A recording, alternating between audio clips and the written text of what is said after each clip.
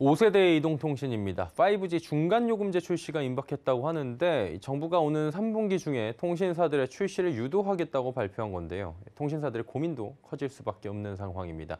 경제산업부 김수빈 기자와 함께 배경 짚어보도록 하겠습니다. 어서 오세요. 안녕하세요. 예. 일단은 통신사들 하면 고가요금제로 본인들 사업에 배는 잘 불리고 있었다 이런 비판을 듣고 있었는데 중간요금제가 나왔단 말이죠. 배경이 뭡니까? 네, 중간요금제가 나오게 된 이유는 아무래도 정부가 대통령직 인수위원회부터 통신 1호 정책으로 강하게 밀고 있었기 때문입니다. 통신사마다 5G 관련 요금제는 데이터 사용량이 적은 저가요금제와 무제한 사용이 가능한 요금제로 양극화되어 있는 상황입니다. 이렇다 보니 소비자들이 가장 많이 사용하는 데이터 구간에는 맞는 요금제가 없다는 지적이 꾸준했습니다.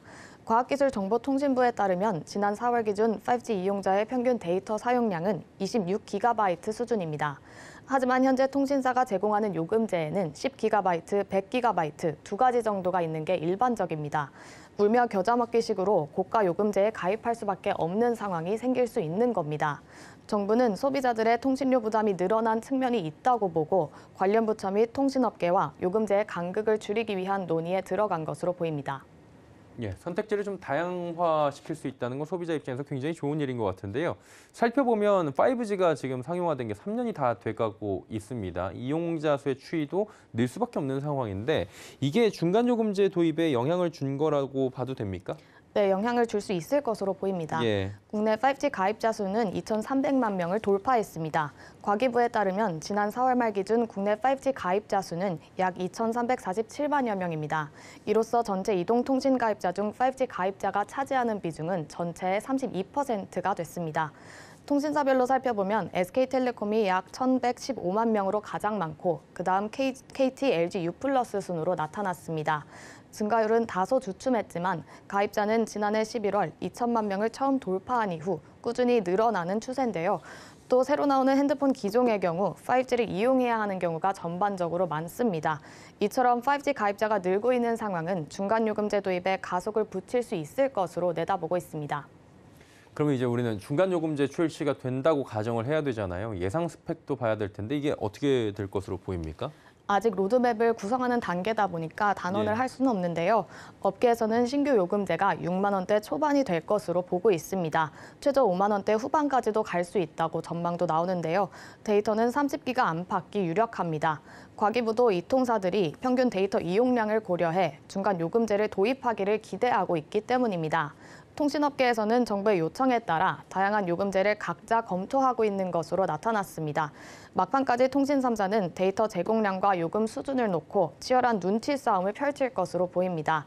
특정 사업자가 먼저 출시를 감행할 경우 나머지 사업자들도 유사하게 책정할 가능성이 높은 상황입니다. 사실 5만 원대도 뭐 싼 가격이 아닌데 선의 경쟁이 돼서 가격이 좀 저렴하게 되면 어떨까라는 생각도 소비자 입장에서 해보고요. 만일에 이제 도입이 된다면 통신사한테는 미치는 영향이 적지 않을 것 같습니다. 이 부분은 어떻습니까? 네, 도입 시 단기 수익이 악화될 거란 전망이 그렇죠. 우세한데요. 예. 고가 요금제 가입자가 만일 중간 요금제로 몰리게 된다면 한 명당 얻을 수 있는 수익이 줄게 됩니다. 가입자당 평균 매출이 수천 원에서 몇만 원까지도 줄 수 있기 때문입니다. 이 통사 입장에서는 재무 부담으로 직결이 되는 건데요. 이렇게 되면 5G 인프라에 지속 투자해야 하는 통신사 입장에서는 부담이 될 수밖에 없는 상황입니다. 반면 긍정적인 효과를 예상하는 시각도 있습니다. 업셀링 효과를 기대하는 건데요. 요금제를 낮추는 사람도 존재하겠지만 이와 반대로 저가 요금제에서 중간 요금제로 변경하는 사람들도 있을 거란 예측입니다. 또 요금이 비싸 그간 5G 서비스를 이용하지 못했던 4G 이하 사용자들이 새롭게 유입될 가능성도 있거든요.